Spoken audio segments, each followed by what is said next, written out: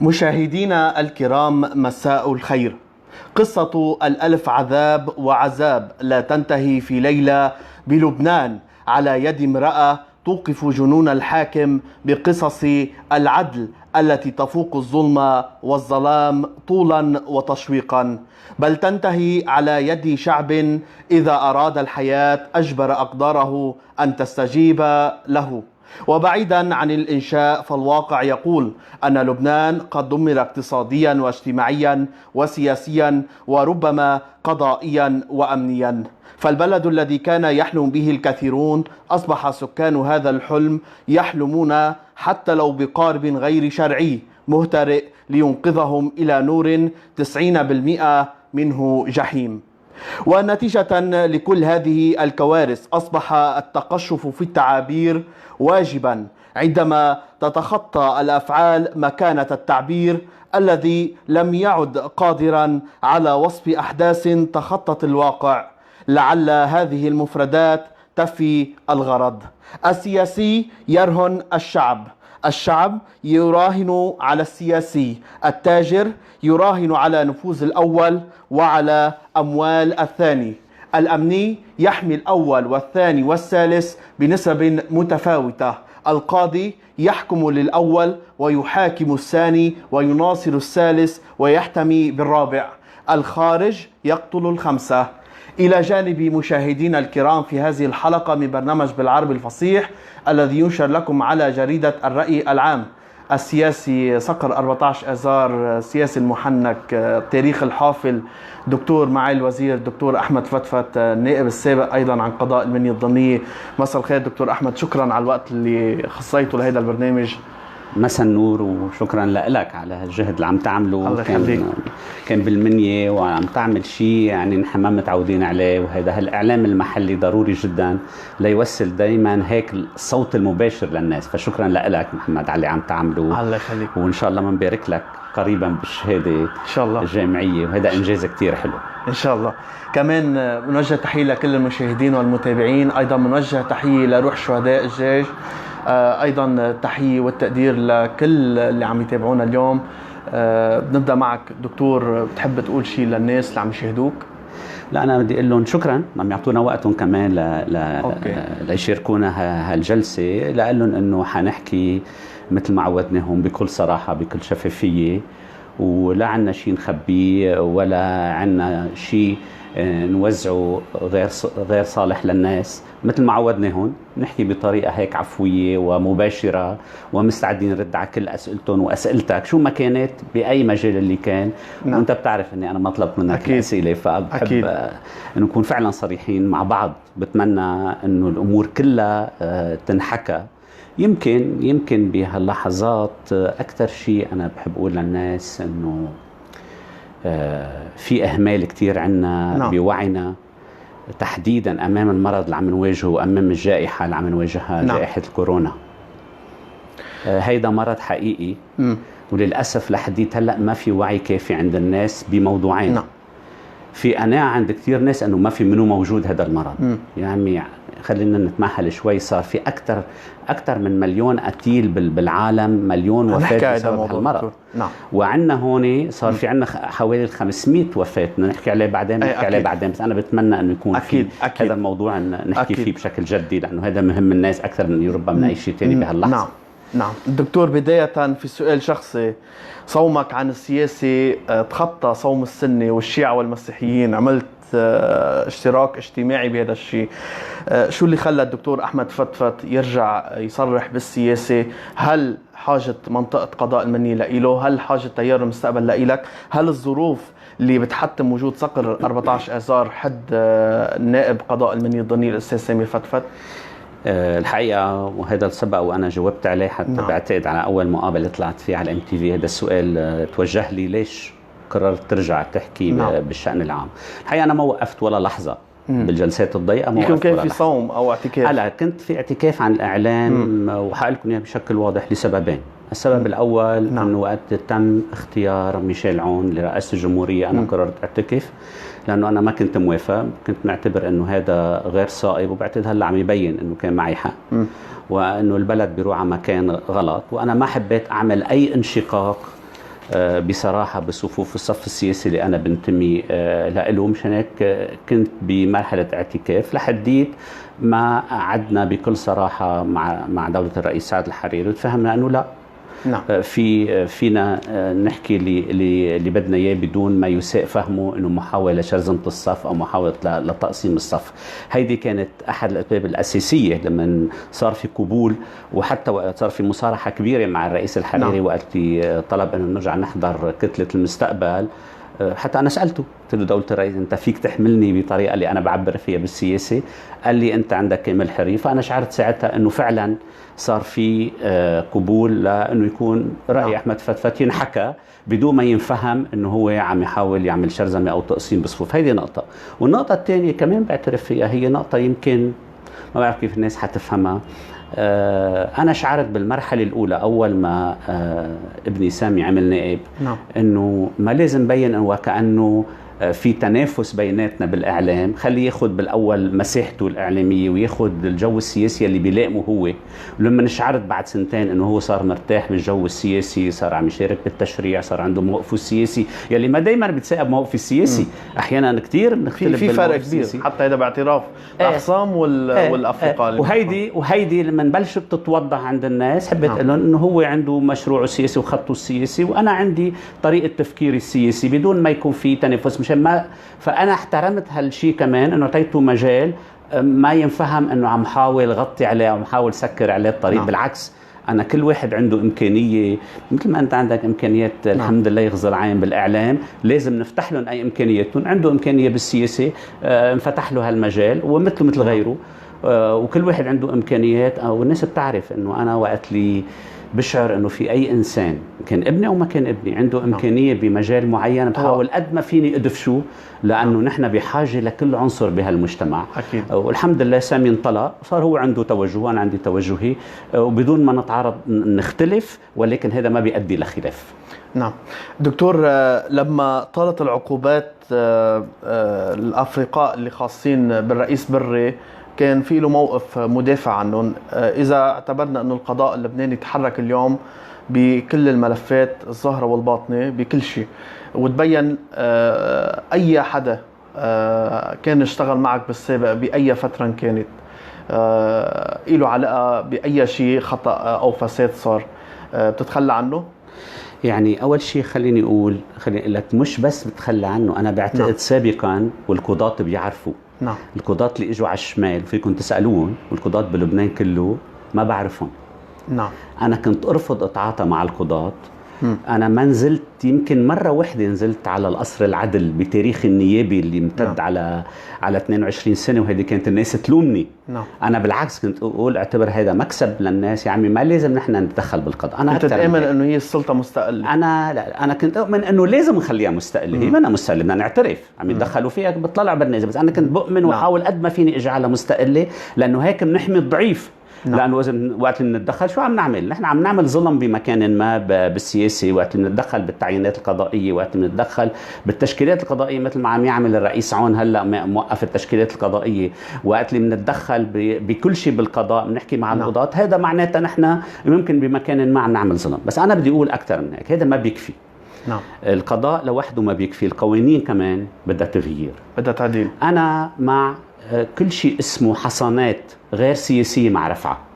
الحصانة السياسية يلي اسمها الحصانة اللي بتشمل النواب والرؤساء والوزراء، هي لازم تكون بس على كلامهم السياسي، على كلامهم التشريعي، مش على ممارساتهم ولا على شو عملوا ولا كيف تصرفوا. هذا شيء ما بيخص. إذا في شيء في تجاوز للقانون لازم يتحاكموا مثل كأنه مواطن عادي. بس للأسف لهلا لسه في حصانة بالدستور. مشان هيك التشريع اللي عملوه أخيرا مجلس النواب منه كيفي. لازم نروح نعمل تعديل بالدستور ونقول ما في حصانة إلا على الموقف السياسي اللي هي بالعالم كله. كله إذا في أي ارتكاب وزير نائب رئيس، اليوم رئيس جمهورية فرنسا السابق عم يتحاكم هلا بالوقت الحالي عم يتحاكم. فهيدي شغلة طبيعية ولازم نحن نقدر نعملها. فبدأ رفع حصانات، عدم تدخل بالقضاء، رفع السرية المصرفية. لانه كمان في موضوع السريه المصرفيه يلي مانع اليوم مصرف لبنان، والناس بتهاجم سلامه حاكم مصرف لبنان، بس حاكم مصرف لبنان مربطينه بالسريه المصرفيه، ما في يعطي كل المعلومات للشركات. فارفعوا السريه المصرفيه وارفعوا الحصانه غير عن الكلام السياسي والكلام التشريعي اللي بيقوله النائب ساعتها والوزير والرئيس وكله، ساعتها بصفي القضاء فينا نقول بنتجه نحو قضاء مستقل. دكتور فانا عفوا سالتني انت السؤال، نعم. انه انا مش بس بتخلى، انا بتشكى عليه اذا في حدا حدي او عم يستفيد، عم يستغل اسمي لاي شيء، انا بتشكى عليه. وانا تعرضت بالاسبوع الماضي وما تشكيت لسبب هلا بدنا نحكي عنه كمان. طيب اذا هيدا نحكي عنه لكن بنرجع له بعدين، بس انا لانه هذا لازم نحكي عنه بشكل كتير واضح لانه هو ضمن هذا الاطار، هذا الاطار. يعني هلا كنت انا بدي بلش فيه دكتور. تفضل. هو موقع ارام ميديا عمل تقرير ذكر فيه عده اسماء شماليه اذا بدنا نحكي بالاحرى، ولبنانيه كمان إلهم اسمهم على صعيد لبنان، وكمان اسماء شماليه. حط لهم عده ملفات على العلن. هل هذه الملفات، يعني اول شيء بدي اشوف رايك بهذا الموضوع ورايك من هذه كل القصص اللي انتشرت خلال هذا اولا هي صار اسبوع تماما. نعم. انتشرت الاسبوع الماضي يوم السبت الماضي، يعني من 8 ايام انتشر تقريرين نفس النهار من نفس المصدر. ويدعي انه هذا مصدر، هو مصدر نحن عارفينه موجود بتركيا. نعم. ويدعي انه هو يمت بصله الى المعارضه السوريه. غريبه يعني، لانه اذا كان يمت الى المعارضه السوريه ما بيعمل كل هالقد خدمات. اذا بنشوف ما بيستفيد منها مين؟ عم يستفيد منها اعداء الثوره السوريه بلبنان، عم يستفيد منها حزب الله او بالدرجه الاولى. هلا اذا حدا عنده معلومه دقيقه في طريقه، الاعلام شغله تنبه الناس عليها بس عندك معلومه خدها على القضاء، خدها على القضاء وتشكى. وإذا حدا عنده معلومة يخدع على القضاء، أنا لحظة اللي بيخدع على القضاء ساعتها بنقول له تفضل للقضاء، قدامك كل دفاتر مفتوحة. بالنسبة لي شخصيا، أولا الدوائر العقارية بطرابلس وبلبنان كله ما فيها سرية. قالوا عنك أغنى من الحريري. مين ما قال عم دينه للحريري يعني يا ما قلت له يعني شفته من كم يوم لدولة الرئيس، ما قلت له انه وين الديون. ففي عدة امور بدي احكي فيها. اول شيء مين ما كان بيقدر يعرف شو كان عنده احمد فتفت قبل ما يعمل نائب وزير، وشو صار عنده بعد ما عمل نائب وزير. هيدي فدوائر العقارية موجودة، فيكم تروحوا تسألوا ما حدا بيمنعكم. أي مواطن في يوصل على الصحيفة العقارية ويقول فلان شو عنده، اسمي أحمد شوقي محمد خضر فتفت، رقم سجلي يصير 44. وهيدي سبق وعطيته أنا للتلفزيون بالزمان من 3-4 سنين، عملوا نفس الحملة واضطروا يعتذروا بعد جمعة لأنه اكتشفوا أنه ما في شيء. بس على كل تاني شيء بكل صراحة، موضوع مستشفى المظلوم منيحة، لأنه هيدي فرصة لأشرحها. يعني مستشفى المظلوم صحي، اللي بنى مستشفى المظلوم هو عمي والدة لزوجتي وأخوه، وكانوا شركة. ومن ثم هاي المستشفى فلست لسببين أو بالأحرى ونفس السبب. هو عمي الله يرحمه كان ميال يشتغل سياسي، وأنا كنت عم بشتغل سياسي. فبالحقيقة وطريقة الإدارة ما كانت ناجحة بالمستشفى، فلست المستشفى من أكثر من 20 سنة. وتحولت المستشفى إلى شركة مساهمة، كل الحكمة مساهمين فيها. حصة يلي باسمي بمستشفى المظلوم هي ناتجة قبل ما أعمل وزير وقبل ما أعمل نائب عن ديون لإلي كطبيب كنت عم بشتغل بمستشفى المظلوم قبل ما تفوت بالسياسة. ورقمها تماما 32,000 دولار كان إلي مع المستشفى، ما بقى قادرين يدفعوا لي إياها، فحولوها لأسهم 0.6% بعتقد.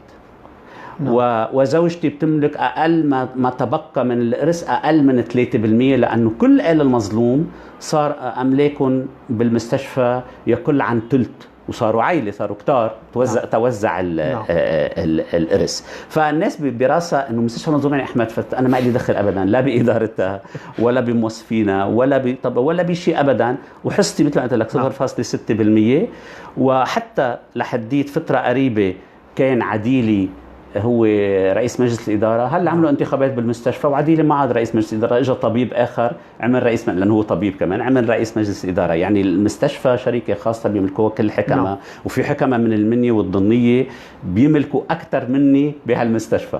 نعم. والناس بتعرفهم يعني تقريبا كل الحكمة اللي بيشتغلوا بمستشفى المظلوم عندهم أسهم بالمستشفى، وهذا شيء طبيعي وشيء جيد، وأنا كنت متحمس له لأنه بالنهاية الحكيم ساعتها بيشتغل بإخلاص أكثر للمؤسسة. هذا موضوعين، فاللي عنده شيء يروح فيه على القضاء. هلأ انطال شخص أنا بعزه كتير، هو شخص بيشتغل معي بالمكتب اسمه سيد معتز هوشر، حتى بتعبير مهين يعني بالتأكيد هو مش سائقي، هو صديق ومقرب جدا وعنده وبيشتغل. صياغة التقرير دكتور بتحسها غريبة. ايه بيشتغل معي بالسياسة، كان عمره تحت 20 سنة، يمكن بيشتغل معي بالسياسة من سنة 94. نعم. يعني من قبل ما أعمل نائب، وأنا لي ثقة فيه كتير. بعدين إذا في شيء على معتز تفضلوا، في أمن، في قضاء، تشكوا. هلأ هن ما تشكوا، بس هو تشكى.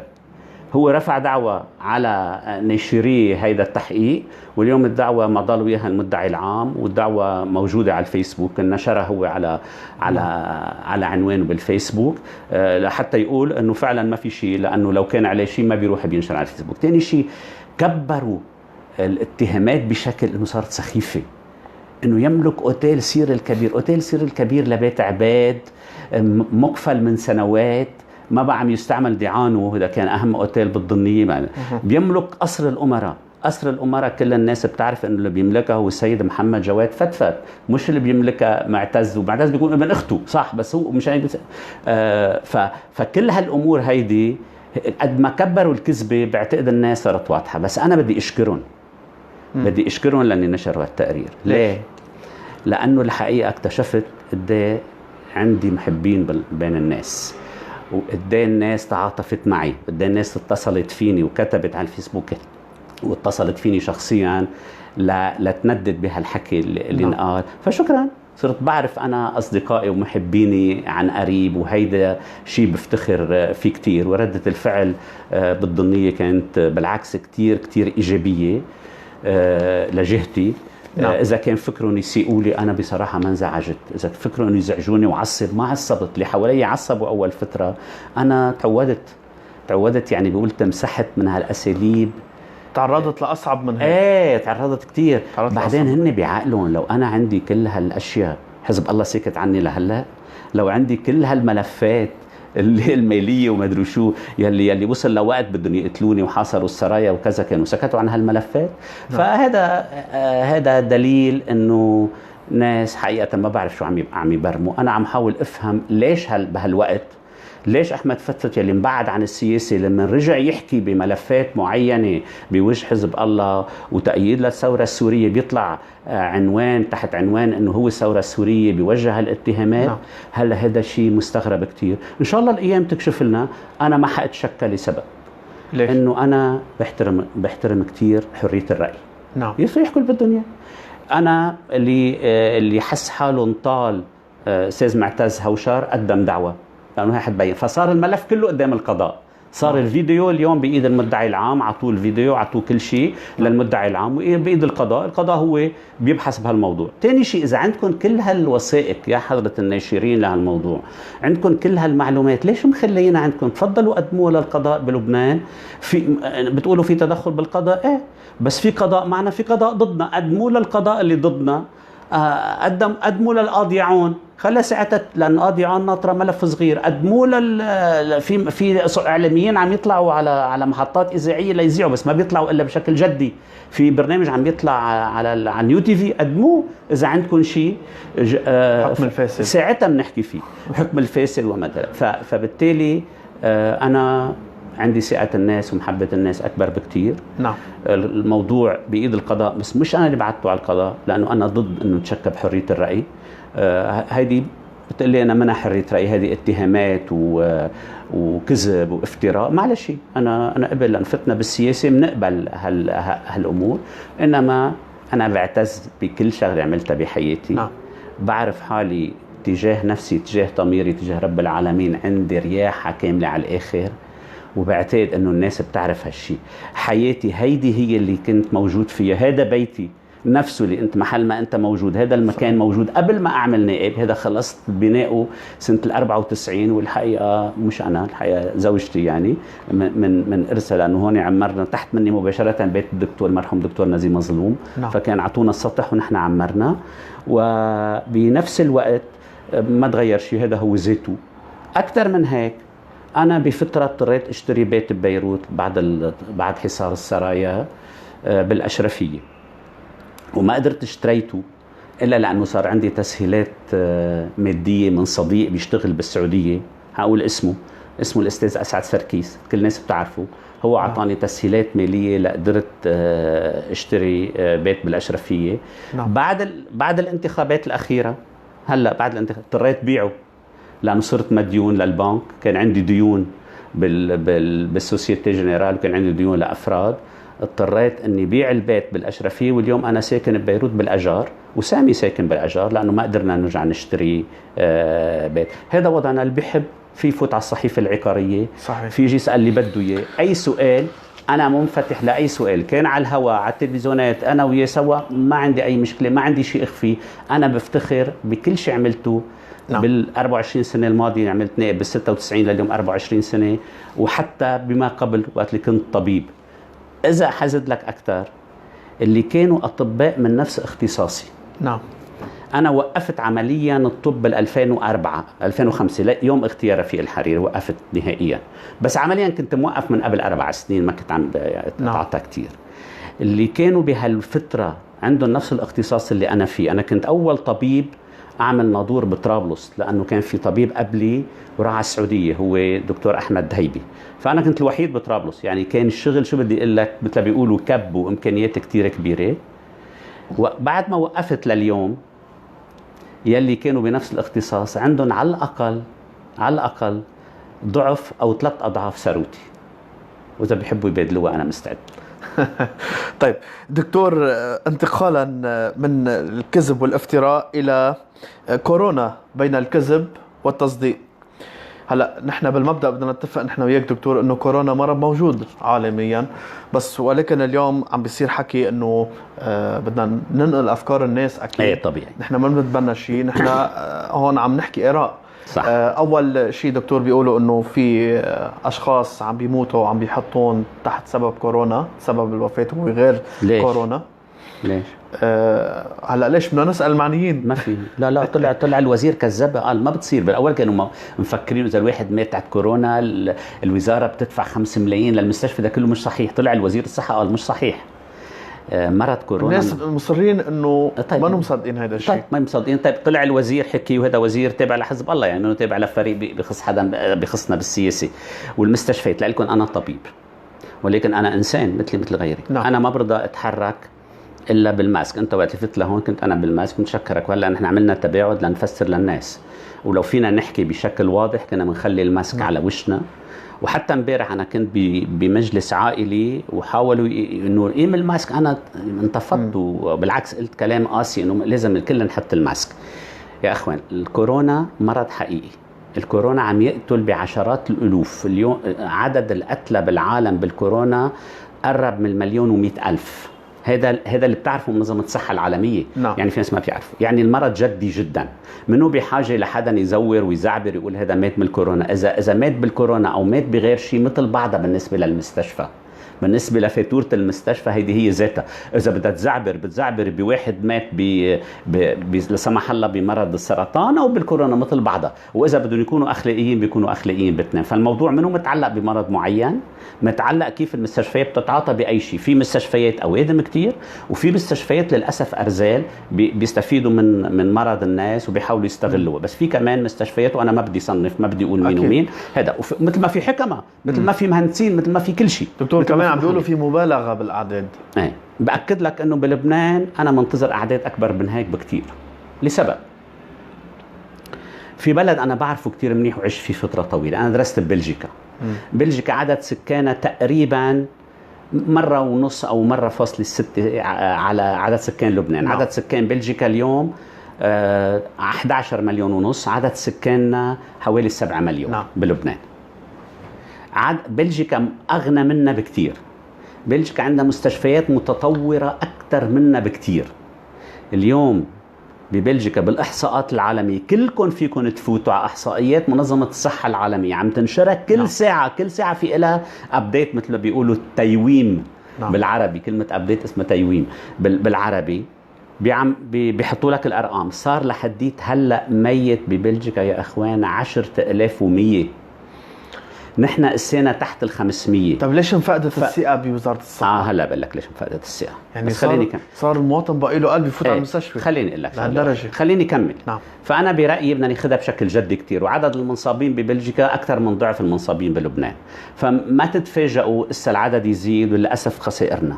ما فينا نحمي حالنا إلا بطريقة واحدة. خلينا بقى ناخذ نحن الشيء الإيجابي. ما فينا نحمي حالنا إلا بطريقة واحدة، هو التباعد الاجتماعي، النظافة، تحديدا نظافة اليدين. لازم نحن صابن ايديه كذا مرة بالنهار. وبما انه نحن بنتوضا قبل الصلاة هين كتير، فنحن كمان وقت نتوضا فينا كل مرة نصابن ايدينا، يعني بهالطريقة عم نصابن ايدينا 5 مرات بالنهار. هذه شغلة كتير منيحة. ونلبس الماسك، نلبس الماسك لانه هذا بيمنع انتقال العدوى. غير هيك نحن عم ننقل العدوى ونحن بنكون مسؤولين. هلا ليش ما في ثقة؟ حقيقة ما في ثقة، مش لأنه ما في ثقة. لك وزير الصحة، أنا ضد حزب الله على الآخر، بس بدي أعطي الأمور حقها. عمل يلي بيقدر عليه ضمن الإمكانيات اللي بإيده. نعم. المشكلة ما ثقة بوزارة الصحة، المشكلة إنه الناس ما بقى لها ثقة بالدولة، ما بقى لها ثقة بحدا. فهيدي بفهمها. لأنه ما لكم ثقة، خليه ما يكون عندكم ثقة، وثقوا بحالكم، وثقوا بالإجراءات اللي أنتم بتعملوها، بالنظافة، بالتباعد، بتخفيف الزيارات المنا ضرورية، ونلبس الماسك. وبعدين كمان يعني في أشياء بنعملها يوميا ما بننتبه لها، هي الدخان والأرجيلة. هاي لازم نخفف منها كتير، لأنه هاي بتأذي كتير وبتزيد الإصابات كمان. وما بننتبه إنه شو بنعمل قدام، نعمل إضعاف لحالنا وقدام انتشار للمرض. فأنا هيدي نقطة عم أقول ما نوثق بوزارة الصحة يا أخي، نوثق بحالنا. أما موضوع المستشفيات هذا موضوع تاني أهم من هيك بكتير. هل في تقصير بالإمكانيات المتوفرة؟ ما قادرين يعملوا أكثر من هيك. نحن اللي قادرين نعمل، نحن بوعينا كناس كبشر قادرين نعمل بهالطريقة اللي شرحتها. فلا تتأملوا لا من وزير ولا من وزارة الصحة أنه هي تحميكم. أنتوا بدكم تحموا حالكم، وفي أساليب مش مكلفة للحماية. وقت اللي منوقف دخان ومنوقف أرجيلة وفرنا مصاري. تاني شيء صابون منه كتير مكلف. بدل قصة الماسك، التباعد الاجتماعي ما بيكلف شيء. بدل قصة الماسكات في لها طريقة. اليوم عم تنشر مقالات بالعالم كيف نحن فينا الماسك نستعمله أكثر من مرة. فينا اليوم منشور مقال إنه بناخذ الماسك بنحطه بنلبسه بالنهار، بعدين بنخليه على جنب حوالي أسبوع، نرجع فينا نلبسه من جديد مرتين وثلاثة وأربعة وخمسة. يعني ما بيعود عندنا كلفة كتير كبيرة بهالموضوع، وهيدا بدنا نوعاله. بعدين بدي أقول لك صراحة، أنا انصدمت هذيك اليوم. طلع الرئيس الحريري عم يحكي على التلفزيون. ولعت الناس برصاص. يا عمي كل رصاصة حقها بين $1 ودولار. ما في رصاصة إلا ما بتجيب مينيموم شي 3-4 كيلو خبز. بنحكي إنه ما فينا ناكل، ما فينا نشرب، بس فينا نقوص رصاص بالهواء. لا، أفضل نشتري فيه مسكات وخبز عن إنه نروح نقوص بالهواء. وما تفكروا حالكم عم ترضوا لا الرئيس الحريري ولا حدا وقت لي انتوا بتقوصوا بالهواء. بالعكس انتوا عم تسيئوا للناس وعم تسيئوا لحالكم. ولا دكتور، يعني بعيدا عن التصديق والتكذيب اللي حتى حكيت فيه وسائل اعلاميه معروفه، نعم، واعلاميين معروفين، وصار مطرح جدل مثل ما تفضل دكتور. هلا طلعت قصه جديده، العقار اللي هو اللي بياخدوه لحتى يتفادوا كورونا. دواء يعني كتير بفكر بين عقار وعقار. هلا الدواء انه رح نشرحها للناس.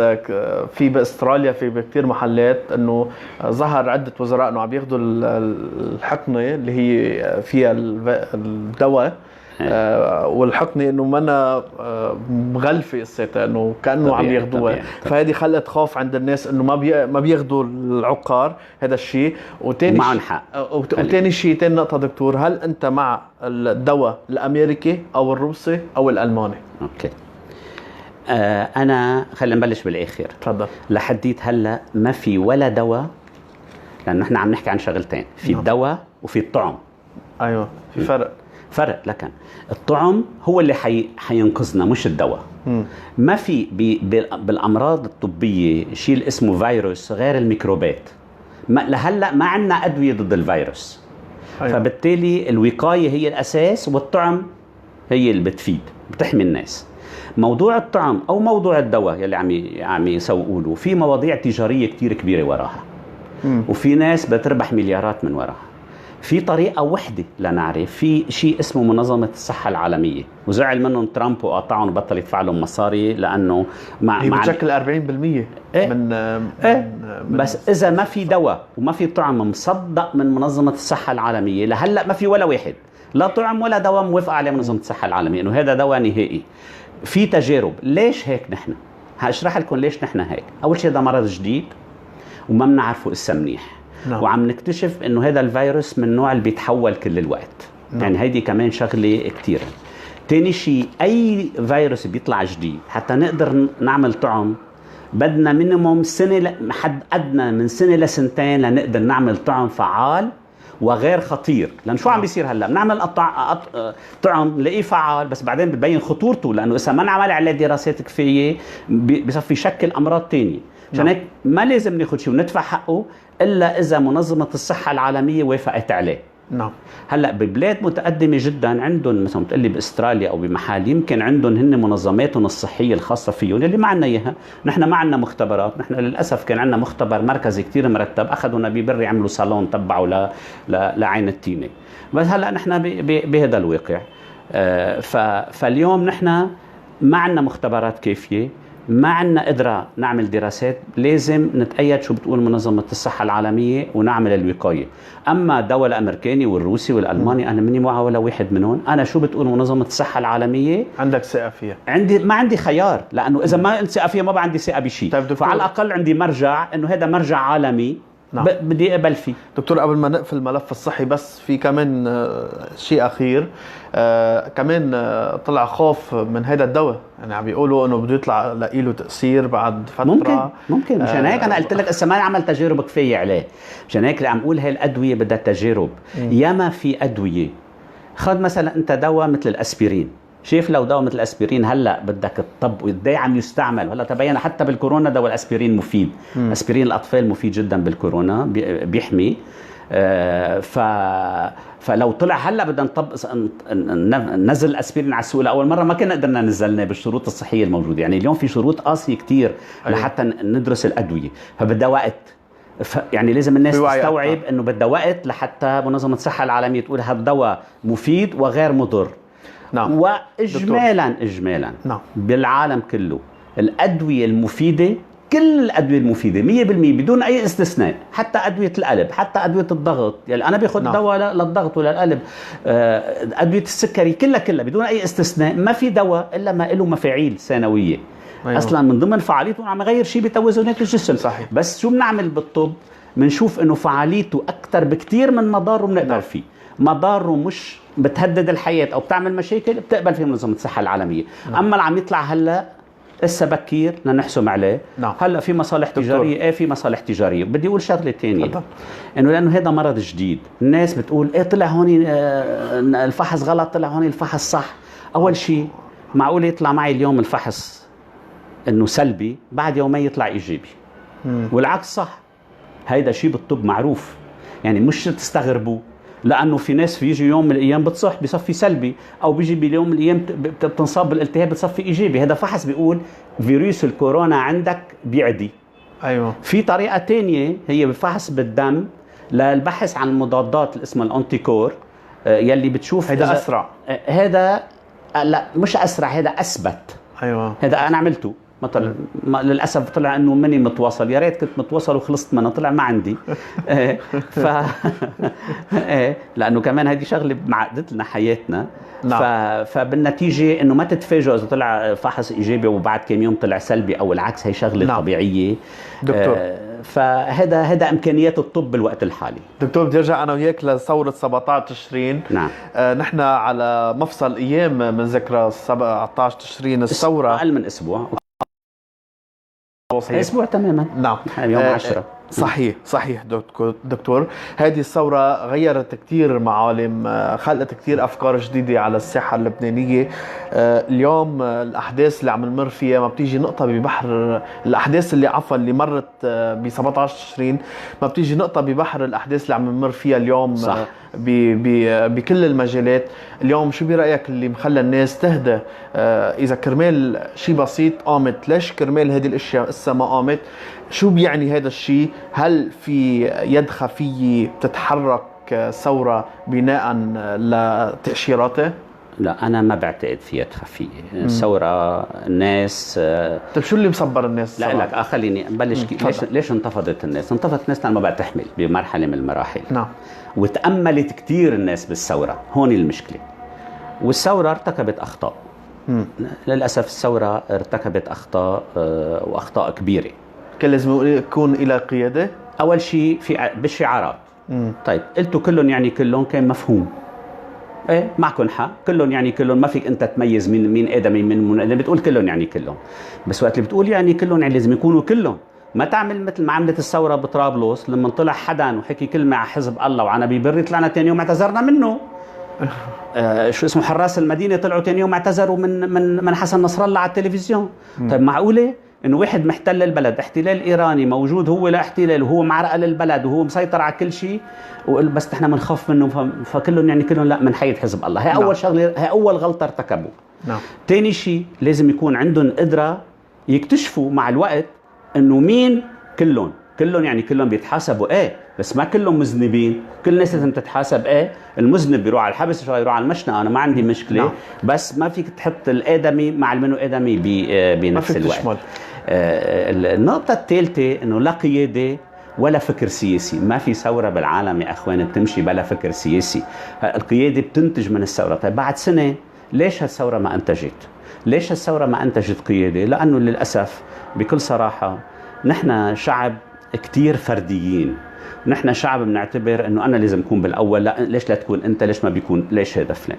هيدي شغله عملت لنا مشكله كتير كبيره. ما في اجتماع. الثوره ضروره، الثوره الحقيقيه. لانه اللي صار ما اسمه ثوره، انا برايي اللي صار اسمه انتفاضه. لانه الثوره لازم تحمل فكر سياسي، لازم تحمل طروحات. ما حدا قدم طروحات الا زيحوا. نحن طيب زيحوا، مين بتجيب اليوم؟ اذا انت قلت ما بدي سعد الحريري رئيس حكومه، ما بدي دكتور اديب رئيس حكومه، طيب مين فيك تجيب؟ شو فيك تعمل؟ كيف بتلاقي حلول؟ لا في ما في حدا ما له بديل.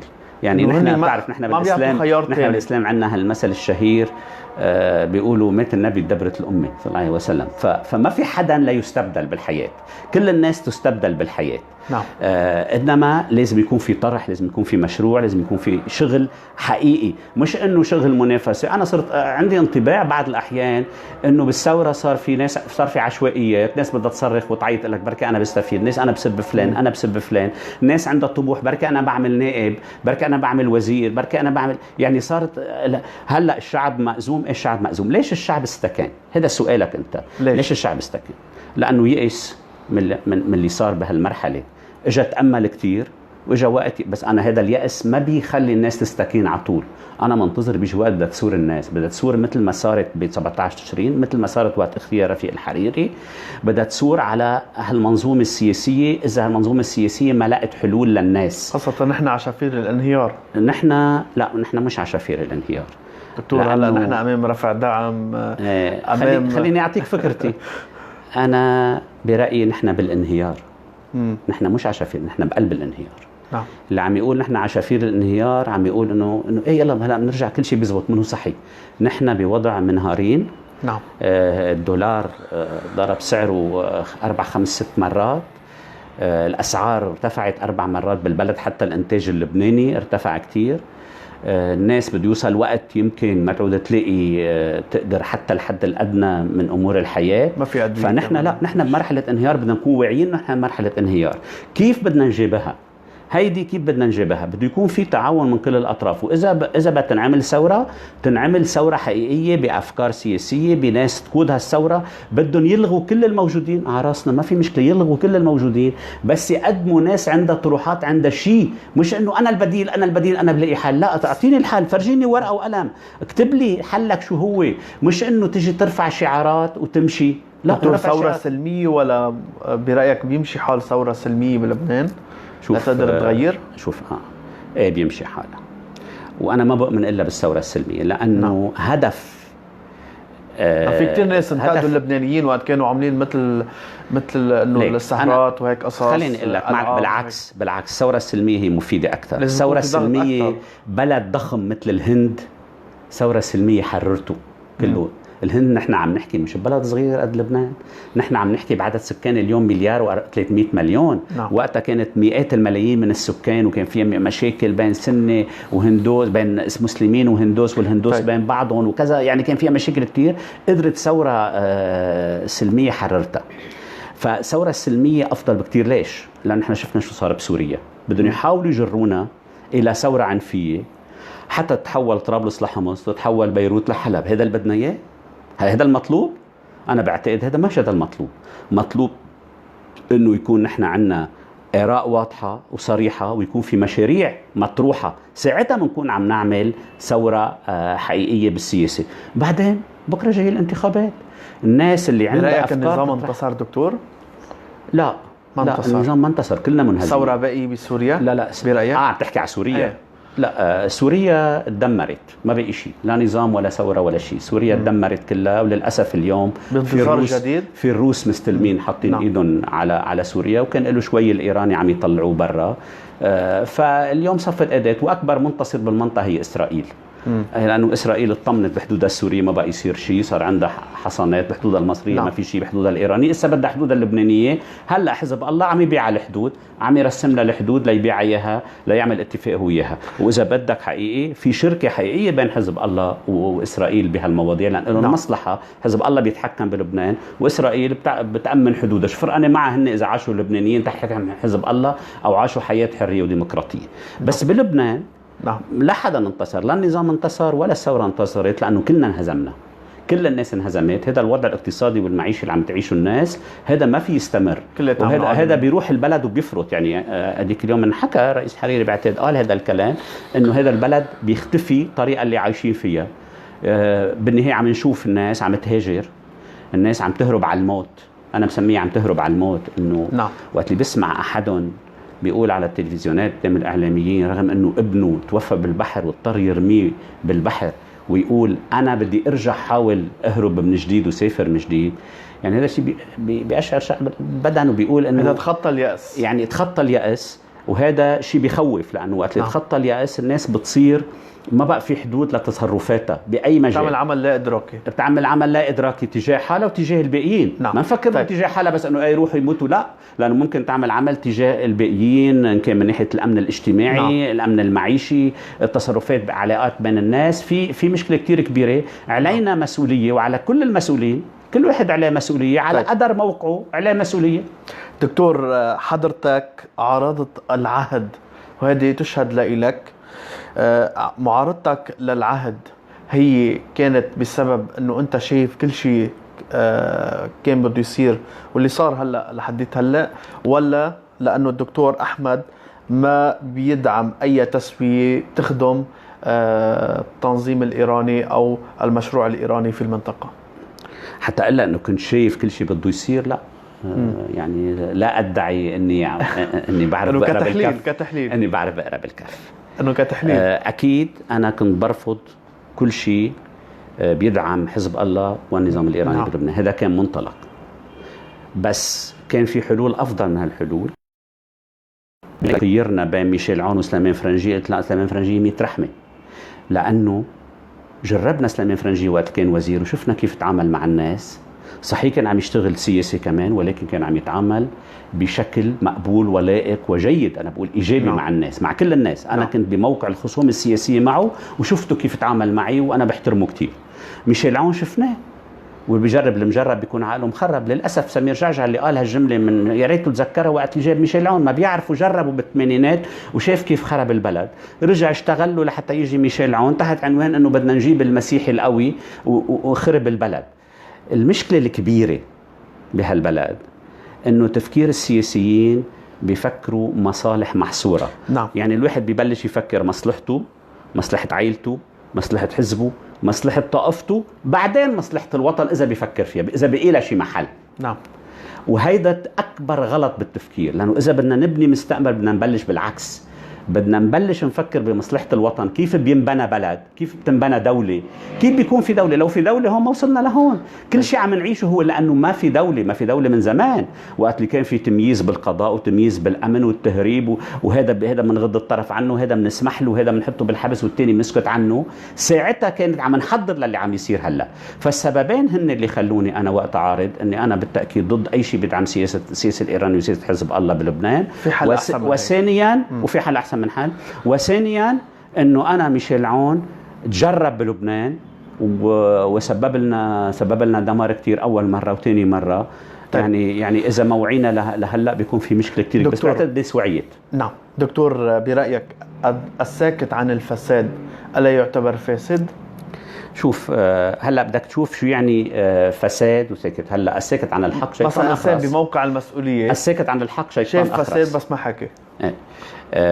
لقلك إذا كان فعلا عارفه فساد ومدرك انه فساد، هذا عنده مسؤوليه، مش قد الفاسد بس عنده مسؤوليه كمان بتغطيه الفساد، لان كل شيء كل جرم حسب حجمه. هذا منطق القضاء. بدك تشوف اذا واحد فعلا شايف الفساد وعارفه فساد، او في ناس معتبرها هيدي ضمن اللعبه السياسيه التقليديه، هيك بتصير الامور. بس انا معك اذا في فساد واضح، لا لازم نفضحه ونحكي عنه. طيب. انا حاكي بمجلس النواب سنه 2002، وبعتقد الساعه ماشي القاعده انه المبدا بلبنان ارتكب احميك تصبح مرتهنا لي. يعني بتجي سلطه معينه بدها تسيطر، كان السوريين شو يعملوا؟ يجي انت شو بدك؟ شو لازم لك؟ شو بدك سلطه؟ شو بدك منافع؟ خذها وانا بتحكم بقرارك بعدين. وحزب الله عم يعمل نفس الشيء، بس حزب الله اكثر من هيك، الشريك مباشر بالفساد، شريك مباشر. نعم. بكل شيء، بكل الفساد وبالاجرام. نعم. وبالتهريب وبالكبتاجون وبكل شيء، وهي صارت معروفه وبالتفجيرات وبكل شيء. سنه ثابت انه سنه 2004 كمان انا وقفت ضد التمديد لإيميل لحود. نعم. رغم اني انتخبته اول دوره لاني ما كنت اعرفه.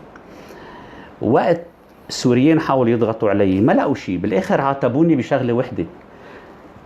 العميد اللي كان موجود بالامريكان قال لي جمله وحده بعد هيك، بعد ما احتد، قال لي فيني افهم ليش صار لك نائب 10 سنين، كان صار لي 8 سنين بس هو قال 10، ليش صار لك نائب 10 سنين ما طلبت مني ولا طلب؟ نعم. لانه انا كنت عارف انه وقت بدك تطلب طلبك تدفع ثمنه. كانوا الناس احيانا يعاتبوني احمد فتفت ما بيخدم، ما بيرضى ينزل على السرايا. نعم. ما بيرضى يراجع بالامن. بس يا اخواني ده كله له ثمن، كله هذا وقت اللي بتعملوا هيك انت بعدين بتدفع ثمنه. هلا انتم اللي كنتوا تقولوا هيك هلا عم تقولوا في فساد وفي كذا وفي تدخل بالقضاء وفي قضاء، هيدا ثمنه.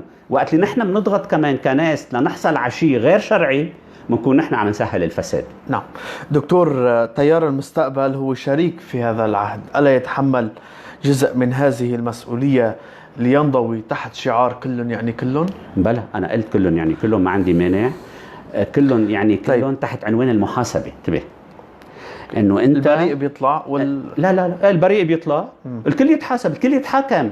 انا وجر ما في مانع. ما تخلوا حدا، الكل بيتحاسب. اللي عليه ارتكاب يروح على الحبس، يروح على المشنقة، ما في مشكلة. طيب. اللي منه عامل شيء لا ما بيصير تاخذوه بجريرة الآخرين وانه من جر الناس ورا بعضها. اما تيار المستقبل تيار المستقبل كان شريك وغطى، ومشان هيك انا اعترضت، انا واخرين اعترضنا بمرحله معينه على اختيار ميشيل عون وعلى التفاهمات اللي صارت. وهذا شيء اليوم بعتقد صارت واضحه. الحكي اللي حكي رئيس سعد الحريري، عمل مراجعه ذاتيه وقال انا مسؤول، انا اتحمل مسؤوليه وغيري بيتحمل مسؤوليه.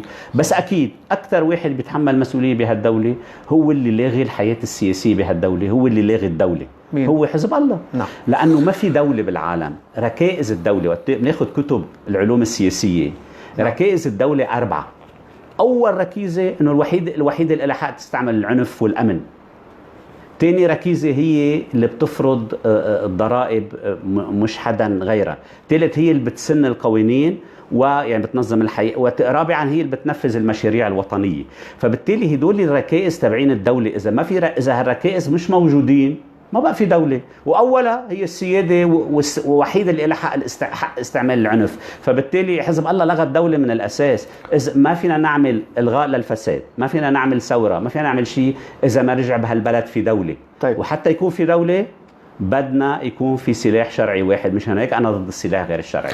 نعم دكتور، تيار المستقبل بدي أسألك هلا عن أسئلة خير الله يعني، بس تفضل. بدنا نعمل عليهم بشكل مختصر. دكتور، تيار المستقبل دكتور الرئيس الحريري بيقول أنا بي السني.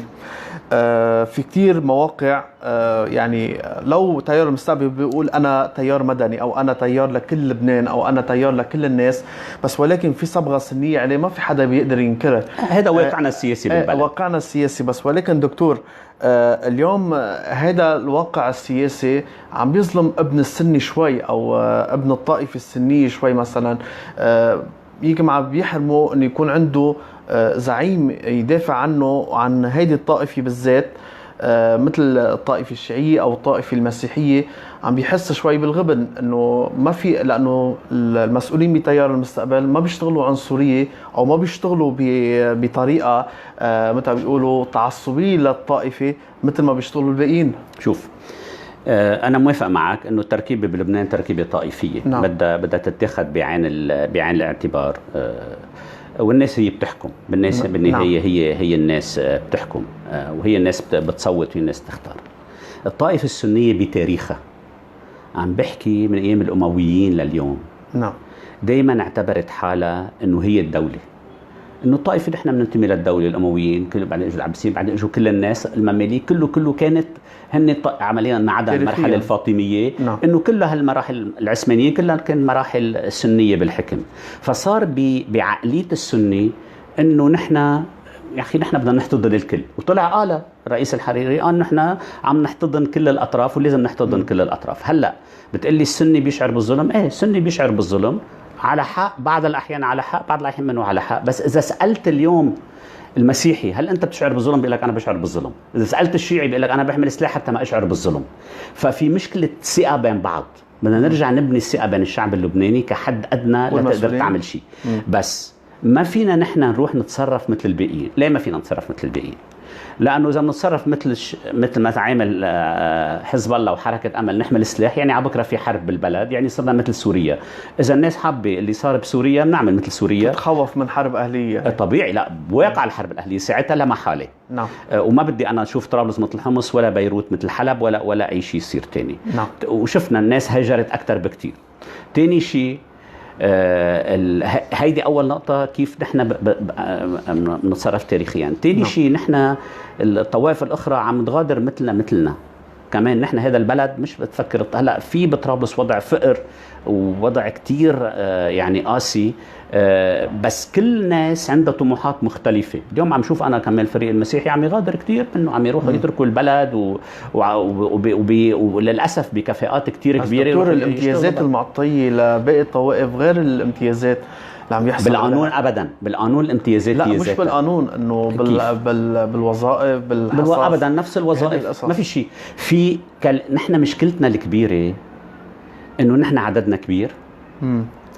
ونحن للأسف تراجعنا علميا بعد رفيق الحريري. ما عاد في احتضان وما عاد تراجعنا بالمستوى العلمي، وهذا أثر كتير على دورنا بالبلد. بدنا نرجع نهتم بالعلم، بدنا نرجع نحن منا وذاتنا نهتم بالعلم، نهتم بتثقيف الناس، نهتم بأشياء مش بظواهرها. مش انه انا بركب رينج روفر واولادي ما عم يقدروا يروحوا على المدرسه وبصف رصاص اذا طلع سعد الحريري وبقعد اقوس كل الوقت، وانا بعدين بقول يا غيرة الدين ما عندي اشتري خبز. يعني كمان في حد ادنى من مفاهيمنا بدها تتغير دكتور. بس علق لا، لانه الوظائف موزعه مثل ما هي. بالوظائف الكبيره وظائف الفئه الاولى نحن عندنا وظائفنا الفئه الاولى مثل غيرنا، بس عددنا الكبير وتراجعنا بالمستوى العلمي هو خلانا نشعر بالظلم. طيب دكتور، كمان شفنا الرئيس الحريري كان قبل فترة كان هو الساحة كلياتها كسني يعني.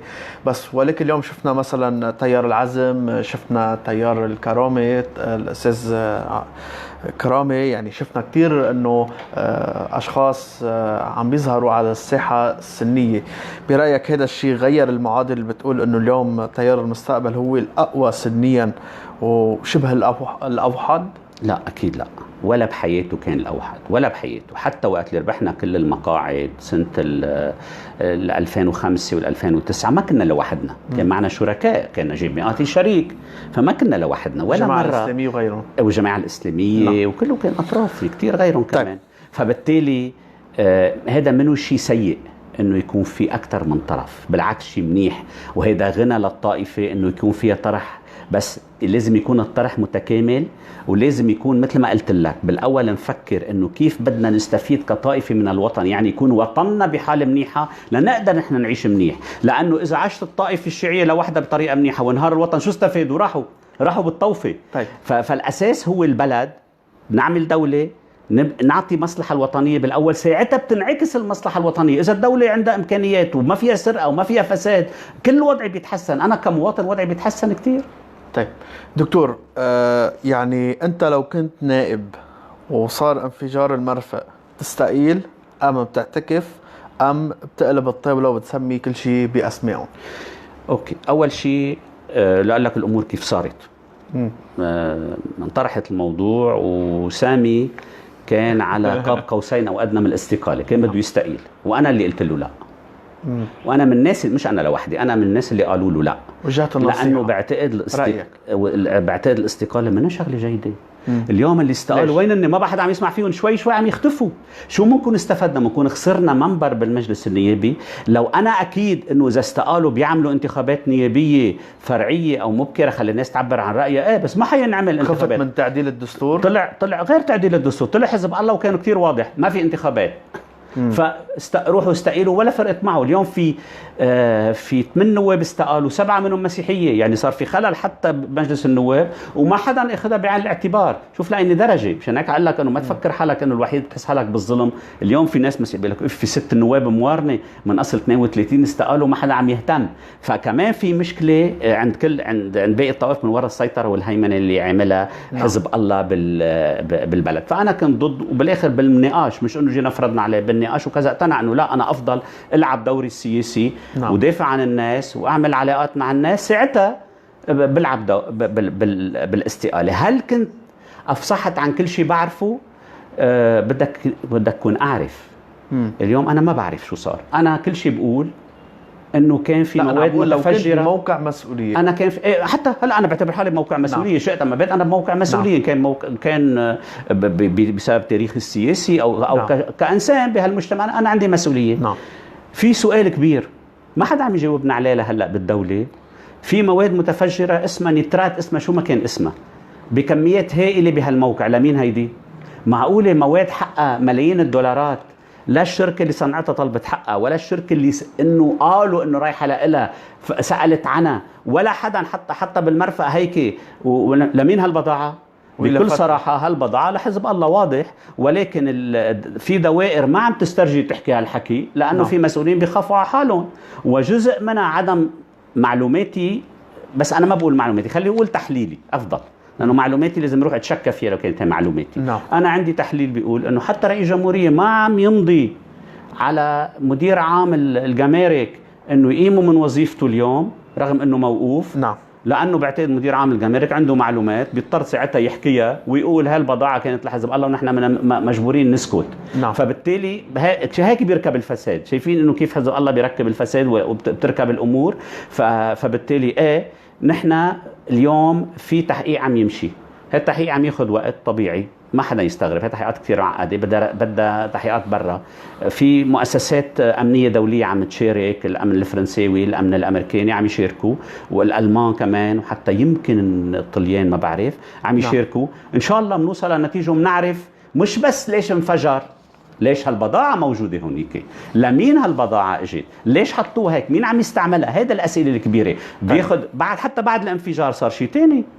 بيلاقي الجيش 4 طن ونص من نفس المواد موجودة محطوطة بطرف المرفأ، بياخدها وبيفجرها هون بتربل. سمعنا التفجيرات وقتها. طيب طيب هلا مين؟ هيدي مين حاططها هونيك؟ يعني اليوم اذا اجوا لعندي على البيت ولقوا قطعه سلاح بيجرجوني انا ويا ما معك رخصه مشي قطعه سلاح فرد، خلينا نقول فرد 7 ميلي او 6 ميلي، بياخدوك على الحبس. واحد حاطط مواد بتفجر البلد كله، ما بنحكي ولا كلمه، لا في مشكله كبيره، في هيمنه، في خوف من الاجهزه الامنيه، في خوف من الاجهزه حتى القضائيه من حزب الله. هذا الواقع اللي نحن عايشينه. طيب دكتور، هل تعتقد برأيك هل لبهاء الحريري نفس الأحقية التي نالها سعد في الحكم كونه هو كمان ابن الرئيس؟ ليك حتى تعمل سياسة بدك 3 معطيات بهالبلد. أول شيء الحيثية، اثنينهم ولاد رفيق الحريري، اثنينهم عندهم نفس الحيثية. الإمكانيات، يمكن بهاء عنده الإمكانيات. الخبرة السياسية، الخبرة والخطاب السياسي. واليوم رئيس الحريري عمل خبرة سياسية هلا عمرها 15 سنة، منوافق عليها ما منوافق عليها، ناجحة فاشلة، ولكن في عنده خبرة سياسية. حق كل مواطن لبناني إن كان ابن رفيق الحريري أو منه ابن رفيق الحريري يطرح حاله بالسياسة. إذا عنده مشروع يفيد هالبلد أنا بزقف له. إذا جاي يقول أنا عندي شيء، أنا عندي هذا مشروعي بقدم لهالبلد، مين ما كان يكون اسمه ما في مانع، بس ما يبين إنه أنا جاي حرتق عفلان أو جاي حرتق عفلان. إذا أنا جاي اشتغل لمصلحة البلد على راسي أهلا وسهلا بكل الناس، وغلط نرفض أي واحد بيشتغل بالسياسة. لأقول لك شغلة، سنة 2005 في ناس كتير بالضنية كانوا عم يشتغلوا ضدي بالسياسة وطلبوا إنه بدهم يترشحوا عند بيت الحريري. أنا أخذتهم عرفتهم على سعد الحريري انه يا عمي بركي عنده شيء، هذا شوفوا بركي هذا عنده امكانيه. انا اذا في واحد عنده امكانيه اكثر مني، قادر يثبت انه عنده امكانيه وقادر عنده استمراريه اكثر، اهلا وسهلا فيه. فما حدا، ما في فيتو على حدا. الاشخاص كلها مع تذكره لبنانيه، مع هويه لبنانيه، لها حق تشتغل سياسي بهالبلد. طيب.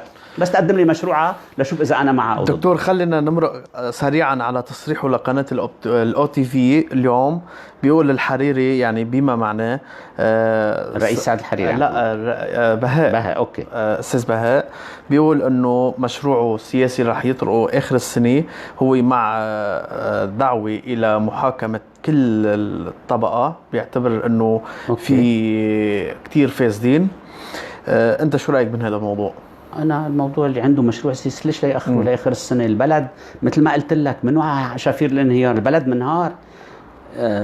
يعني أستاذ بهاء إذا بتريد طرح لي مشروعك اليوم تفضل. الناس بحاجة لكل مشاريع تنطرح. إذا حدا عنده مشروع طيب برأيك بتأثر على تيار المستقبل، على الأرضية اللي عند تيار المستقبل إذا صار في 2 مولاد الشهيد على الأرض؟ شوف، سياسة علمتني ومن اول ما بلشت اشتغل سياسي حتى قبل ما اعمل نائب اقتنعت بفكره اساسيه وبعتقد فادتني كثير، اللي هي انه انت عملك اللي بينتج ما تعتمد على خطا غيرك. خطا غيرك لو كان خصمك السياسي ما بيفيدك. اذا انت قادر تعطي شيء للناس، ناس توقف معك او ما بتوقف معك، مش لانه فلان غلط بتمشي معك. فأنا برأيي ما في شيء بيأثر على شيء، كل واحد عنده شيء إيجابي يطرحه، الناس تمشي معه، ليش لا؟ شو المشكلة؟ شو المشكلة؟ ما عندي مشكلة أنا أبداً مع أي واحد عنده طرح، لأنه أنا بالنهاية مواطن لبناني. إذا واحد قادر يخدم هالبلد ويخدم مجتمعه أكثر مني أنا بستفيد، لأنه حيخدمه أنا كمواطن حأستفيد. شو المشكلة؟ دكتور، بنعرف نحن أنت عندك مواقف من النظام السوري ومن الموجود هلأ، يعني هو لأنه أنت مع الثورة وإلى آخره، بس ولكن اليوم في شيء بيقدر يخلي الدكتور أحمد ينزل على سوريا؟ هل إذا كان في بذلك مصلحة لتيار المستقبل أم لقضاء المنية الضمنية أم لعائلتك؟ شوف، هذا الموضوع انطرح علي مش هلأ. ووقت اللي راح الرئيس الحريري بتذكروا على الشام، وقت قصة السينسين طلب منه الملك السعودي انه كانت محاولة تسوية حاول يروح فيها. بعد فترة اجتني دعوة على سوريا، اجتني دعوة على سوريا وقعدت درستها كتير. كانت دعوة نيابية، انه بالمجلس النواب عم يبحثوا بموضوع. كنت انا رئيس لجنه المعلوماتيه، انه بدهم يعملوا مؤتمر معلوماتيه عربي اذا بتروح او ما بتروح. بالاخر حتى النبي بري قال لي ما تروح، يعني شوف لوين. ليش؟ ما بعرف. المهم رئيس حريري قال لي انت بتقرر، بتشوف شو بتعمل، بس انا قررت ما اروح. لا، اليوم أنا ما بروح على سوريا لسبب بسيط، لأنه أنا بعرف أنه لو في نظام ديمقراطي لو أنا مختلف معه بروح، لو أنا بعرف في نظام بيحاور بروح، ما عندي مشكلة. بس هذا النظام ما بيعرف غير يقوس ويقتل الناس، شو بدي اروح اعمل؟ يعني ما بعرف حالي اذا برجع او ما برجع. انا مني رايح اعمل سياحة بطرطوس، رايح لاشتغل سياسي. فبالنهاية بدنا نشوف اذا في نتيجة، اذا في مصلحة للبلد وفي امن انه هالمصلحة بتنتج وانا برجع. ما بعرف اذا الناس بتعرف، انا عندي اخين سوريين. أنا عندي ذكرتم معنا بمقابلة قبل. إيه، عندي أخين سوريين، يعني صحيح. عندي روابط عائلية بقلب الشام، وأخواتي على علاقة جيدة معهم، وواحد منهم بيجي دايما، الثاني ما بيسترجيجي لأنه معارض للنظام كمان بيخاف منه. ما في نمر على الحدود. فبالتالي المشكلة الروحة أو جاية على سوريا مش مرتبطة إنه بروح أو ما بروح، مرتبطة بطبيعة النظام بسوريا. دكتور، بدي منك كمان أجوبة على هدول بشكل مختصر. فضل. المؤتمر العام لتيار المستقبل التنظيمي كنت أنت مسؤول عنه ومترأسه، تأجل، وين صار هذا المؤتمر؟ الحقيقة يعني أنا بعتقد الظروف سبقتنا كتير. نحن وضع الكورونا وقتها قبل بيوم زاد كتير الكورونا، اضطرينا نأجل. واليوم إسا ما عم يرجع يندرس بالوضع الحالي، ما بينعمل، لأن جربنا نعمله على وسائط الاتصال الاجتماعي، كان كتير صعب وغير منتج. بس تسمح الظروف بينعمل. وأنا بدي أشرح للناس هالقصة. أنا قبلت أعملها بناء لطلب الرئيس الحريري، من أنه إذا طلب مني أعمل هالشغلة عم بعملها من ناحية تقنية بس.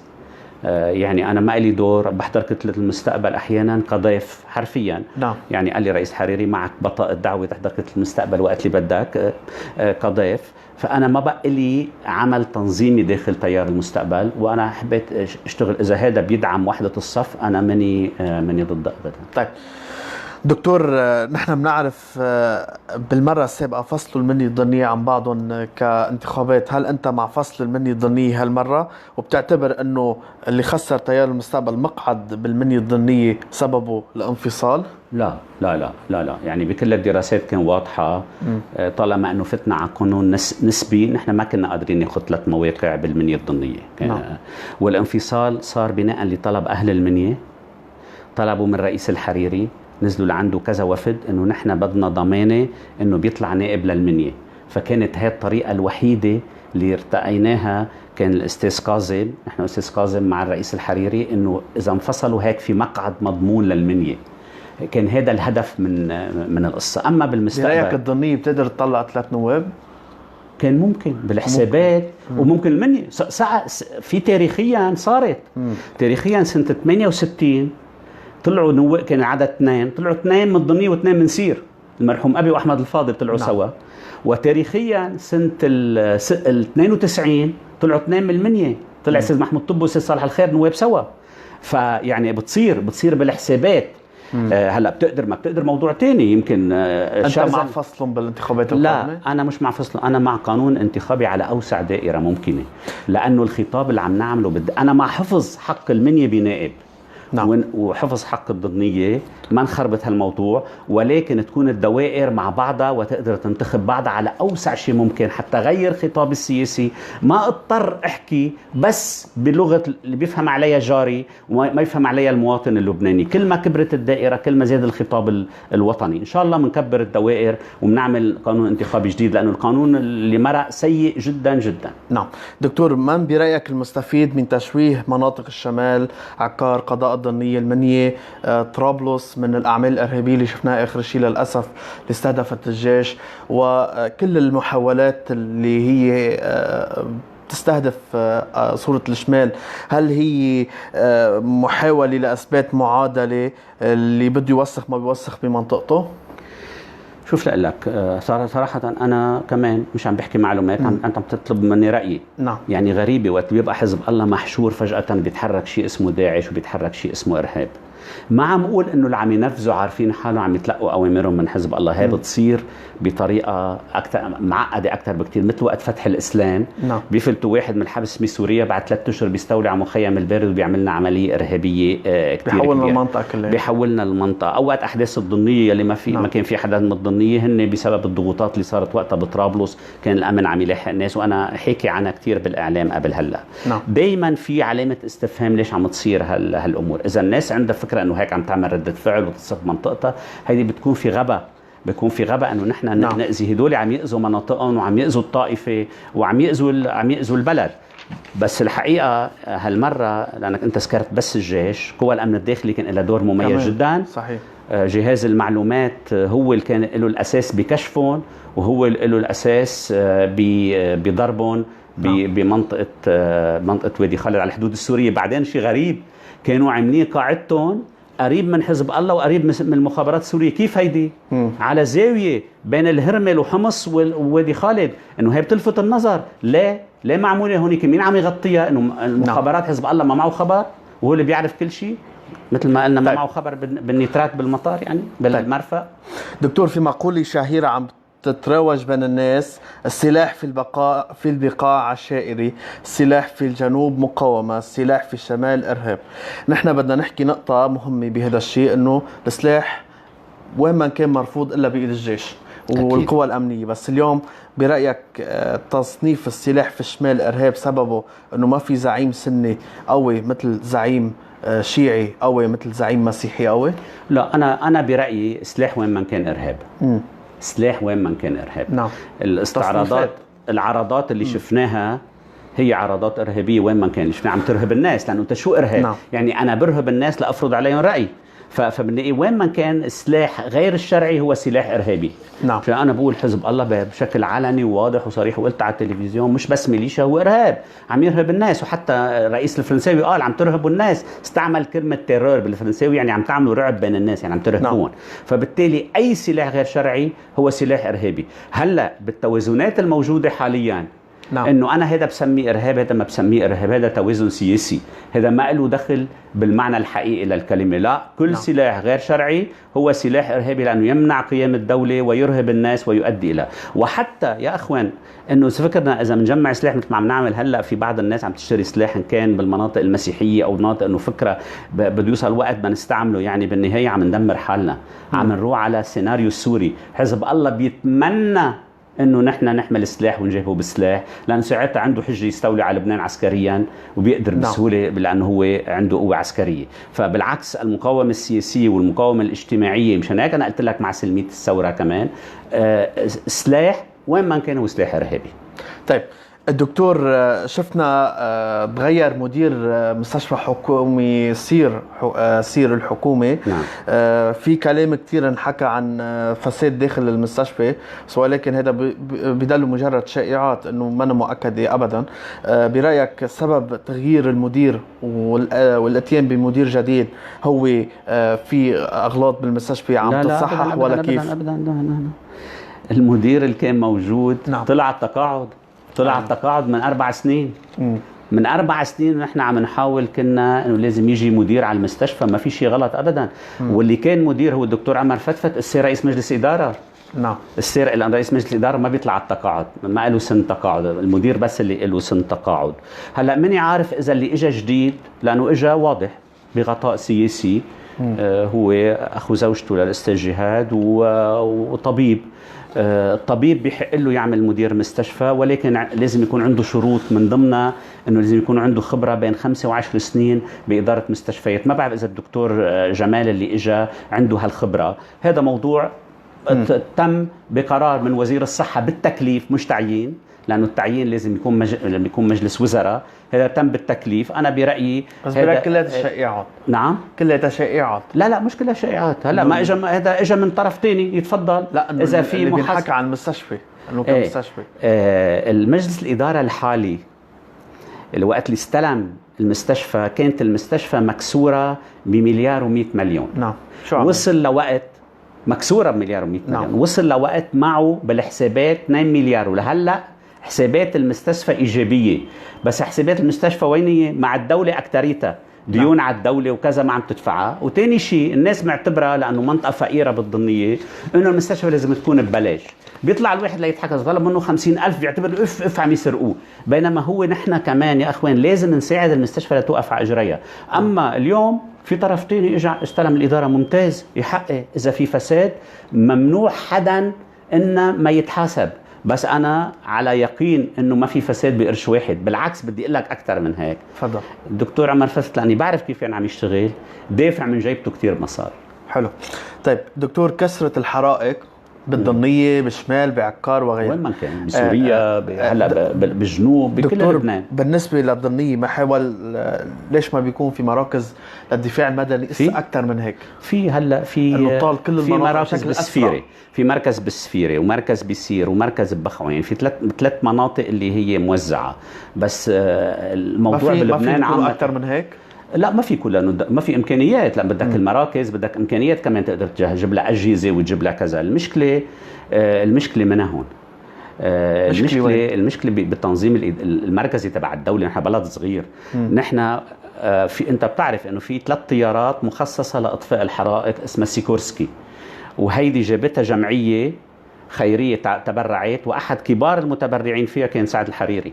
لما محطوطين بالمطار تحت عنوان انه مين بده يعمل لهم صيانه، ما عملوا لهم صيانه. ها من ضمن الاهمال يلي هو بيتفوق على الفساد. ومن سنه انحكى الموضوع انه يا عم يعملوا لهم صيانه وما حدا عمل لهم صيانه، ورجعنا عشنا بالحرائق اليوم. هيدا شغله وحده، الحرائق والانفجارات الصغيره اللي عم نشوفها كل ساعه، انفجار جرة غاز وانفجار ما شو بدنا نشوف منهم كثير، لانه نحن ببلد اهترى. مؤسساته اهترت، الدوله اهترت. المواطن بده يعتمد على حاله بالدرجة الأولى بالمرحلة، مثل ما بالكورونا بده يعتمد على الماسك والنظافة والتباعد. بده يعتمد. امبارح في حدا تلفزيون صور شباب بأبو سمرة عم يشعلوا الزيتون، مش ما يتكلفوا يقيموا العشب، عم يشعلوا لها العشب فبتشعل بعدين ما بعد حدا يقدر يمسكها. ففي مشكلة كتير كبيرة بثقافتنا كمان. اليوم الدولة عاجزة. طيب ضل صرخ أنا الدولة عاجزة وبتهم الدولة. شو عم بعمل أنا لازم أنا بادر. لازم يكون عندنا مؤسسات مجتمع مدني، جمعيات، البلديات تاخذ دورة. مش البلديات بس بالمصاري، البلديات بتجمع الناس بتنظمهم، حتى هي ما بدها مصاري. اليوم أنا فيني بالبلديات اجمع الناس وقول لهم يا أخوان نحن بدنا نتعاون سوا لنعمل درب لنقدر بالغابة فوق السفيرة أو أي محل ونعمل شيء منه لحتى نقدر نطفي الحرايق. مش أنا احترقت ما اجت الدولة أبو الدولة. طيب تسب الدولة وعا بكرة وبعد بكرة. طيب أنا شو عملت؟ رغم انه الضمنية تحتوي على اشجار نادرة. يعني طبيعي. بس كمان نحن عم نمر بتغييرات مناخية هائلة الانسان مسؤول عنها بالعالم كله، والحر اللي شفناه السنة هذا ما له مثيل. فوق منها في اهمال كتير من المواطنين، بيطلعوا بيكزروا بالطبيعة وبيجيبوا لك مثلا انينة بلاستيك وبيرموها بيمشوا بيعتبروا ما صار شيء. طيب. هن فكروا انه بس تلوث وسخ. هيدي لوحدها بتسبب حريقة. قطعة ازاز مرمية بالارض بتسبب حريقة. الناس تتفاجئ عم تضرب عليها الشمس بتفوكس عليها بتعمل حريقه صغيره. سيجاره بترميها فوق انها بتضرك بالصحه وبتزيد الكورونا، بترميها بالطريقه، بترميها بمحل بتشعل حريقه. صحيح. فبدنا طيب. هيدي نحن مسؤولين. دكتور، لماذا رفضت مبادره ميقاتي 14/6؟ هل توافقها انت؟ هل تؤيد مبادره الحريري بالنسبه للماليه كمان السابقه، أم تؤيد تأنيب ماكرون للحريري؟ بدي بلش معك بمبادرة ميقاتي، رغم أنه بتقول مبادرة ميقاتي بتعطي ثلث المعطل للمحايدين. لا يعني 14 وزير محايد و6 وزراء دولة هني سياسيين. لا لك، ما هي نحن عندنا مشروع فرنسي لإنقاذ البلد. أساسه أنه ما يكون في وزراء حزبيين بالحكومة. بس ما بشكله خطر هون لما بيكون في 6 14. شوف لك، إذا في واحد إذا في وزير واحد لحزب الله بيتحكم بالحكومة ما نضحك على حالنا. حزب الله منه بحاجة أكثر من وزير ونائب، عم ياخذ أكثر بس ليقول أنا موجود. فبالنهاية إذا فات حزب الله على الحكومة خلاص تحكم بالحكومة. فمشان هيك هالفكرة استبعدوها رؤساء الحكومات السابقين، واللي حتى ما حدا متحمس لها. بعدين في شغلة أهم من هيك غير التحكم بالحكومة. أنا بحاجة لمساعدات من برا، بحاجة لمساعدات من الدول العربية والدول الأجنبية. ما بتساعدني إذا حزب الله موجود، ما عم تاخد عقوبات بحقه. كيف بدها تساعدني إذا هو موجود بالحكومة؟ اليوم حتى في مشروع أنا معي هون شيء خطر جدا معي هون بالصدفة. هون مشروع أمريكاني مقدم لجديد. هيدا مقدم قدام مجلس الشيوخ الامريكاني يطالب انه مش بس ما يكون في وزراء ومطالب يكون ما في نواب، انه اذا في نواب بطلوا يعترفوا بمجلس النواب اللبناني. يعني في شيء خطر بالبلد لحجم الضغط اللي عم يصير، واذا بده يضل حزب الله اخذ هذا البلد رهينه هو مسؤول عنها، مسؤول عن حياتها. فبالتالي ما فينا نقبل بمشروع يقدر نستفيد منه ويجينا دعم من برا وفي وزير لحزب الله جوا. هذا فمشان هيك 14/6 ما مشي. بس برايك رئيس مئات يمكن اعتبر حاله عم يعمل مبادره، بعتقد نيته كانت منيحه، ولكن المشروع لا منه جيد. بس دكتور يعني حزب الله لو كان موجود بالحكومه او ما موجود، ناي هو مسيطر، معه سلاح. ايه مسيطر شيء، وبالقرارات الحكوميه شيء ثاني جوا بقلب الحكومه. يعني اذا كان برات الحكومه تقدر الحكومه تاخذ قرار بيخالف ارادته. شوف لك مش ساعتها هي منها حكومه جايه تاخذ قرارات بالسياسه.